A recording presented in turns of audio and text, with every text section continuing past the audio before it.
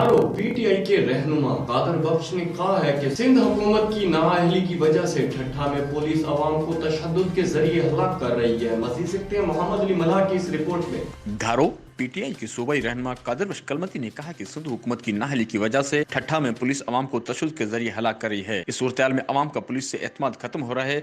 वजीर आला अपनी हुकूमत को बनाने के बजाय वफाकी हुकूमत को तनकीद का निशाना बना रहे हैं। पीपल्स पार्टी जानबूझकर सिंध के हालात खराब कर रही है।